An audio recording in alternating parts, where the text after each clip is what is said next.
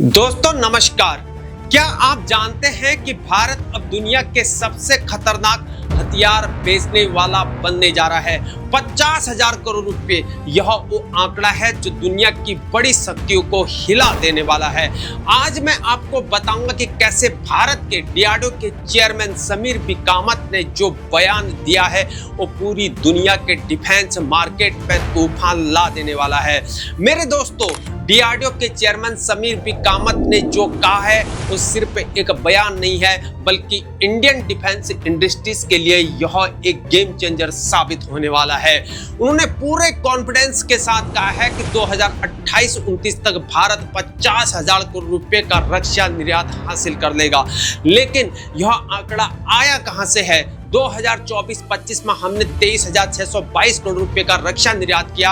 यह पिछले साल से 12.04% ज्यादा है। लेकिन असली बात यह है कि 2019 और 20 में यह सिर्फ 79,071 करोड़ रुपए था और अब यह 1,50,590 करोड़ रुपया हो गया है। मतलब साफ है, हमारा रक्षा उत्पादन अब दुगना हो चुका है। यह कोई जादू नहीं है। अब आती है सबसे दिलचस्प वाली बात, कौन से ऐसे वेपन्स हैं जिनके लिए विदेशी देश लाइन में खड़े हुए हैं।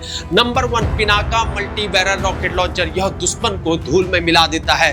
Number 2, advanced toured artillery gun system यानी कि ATAGS, इसकी मारक क्षमता देखकर अब दुनिया हैरान है। Number 3, BrahMos supersonic cruise missile, दुनिया की सबसे तेज वाली मिसाइल्स। नंबर 4, आकाश मिसाइल सिस्टम, आकाश का ये रक्षक है। मेरे दोस्तों, यहाँ पर सबसे बड़ा ट्विस्ट है, क्योंकि दोस्तों दक्षिण पूर्व एशिया, मध्य पूर्व और अफ्रीका के देश हमारे हथियारों के लिए अब तरस रहे हैं। ऑपरेशन सिंदूर में जो परफॉर्मेंस दिखाया गया है, हमारे हथियारों ने उसे देखकर पूरी दुनिया का भरोसा जीत चुके हैं। अब 80 देशों में हमारे हथियार अब पहुंच रहे हैं। यह कोई छोटी बात नहीं है। अब सुनिए सबसे शॉकिंग वाली बात, डीआरडीओ के चेयरमैन का साफ कहना है कि अगले 2 और 3 साल में हमारा रक्षा निर्यात सीधे और सीधे दुगना हो सकता है। मतलब 50,000 करोड़ तो बस यहाँ पर बिगनिंग है। डिफेंस प्रोडक्शन में भी यहाँ पर कमाल हो चुका है। 77% हिस्सा सरकारी कंपनियों का और 23% प्राइवेट सेक्टर का। मेरे दोस्तों, यह सब कुछ रातों रात नहीं हुआ है। 2014 में जब आत्मनिर्भर भारत और मेक इन इंडिया की शुरुआत हुई थी, तब से लेकर आज तक यह एक रेवोल्यूशन है।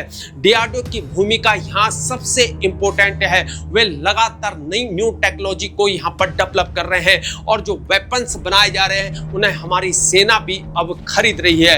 अब बात करते हैं कि आने वाले समय में क्या होने वाला है।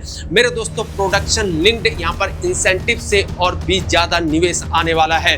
ग्लोबल सप्लाई चेन में भारत का यहाँ पर हिस्सा बढ़ने वाला है। इंपोर्टेंट डिपेंडेंसी कम होने वाली है। रिसेंट कॉन्फ्लिक्ट्स के बाद यहाँ पर पूरी दुनिया को अब समझ में आ गया है कि डोमेस्टिक डिफेंस इंडस्ट्री कितनी ज्यादा जरूरी है। मेरे दोस्तों, यह सिर्फ आंकड़े नहीं है, यह भारत के बढ़ते दम का प्रमाण है।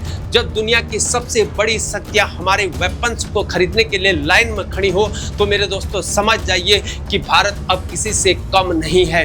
50,000 करोड़ का लक्ष्य सिर्फ यहाँ पर शुरुआत है। भारत अब ग्लोबल डिफेंस मैन्युफैक्चरिंग हब बनने की तरफ तेजी से बढ़ता हुआ जा रहा है। स्ट्रेटेजिक ऑटोनॉमी और डिफेंस प्रिपेयर्डनेस, यह 2 चीजें हैं जो भारत को दुनिया की महाशक्ति बनने से कोई भी नहीं रोक सकता है। मेरे दोस्तों, अगर आपको यह जानकारी पसंद आई हो तो लाइक करना ना भूलें। कमेंट सेक्शन में बताइए कि आपको क्या लगता है, क्या वास्तव में भारत 2028-29 तक यह लक्ष्य हासिल कर लेगा? सब्सक्राइब करें और बेल आइकन को दबाना ना भूलें ताकि भारत की हर बड़ी उपलब्धि की जानकारी आप तक सबसे पहले पहुंच सके।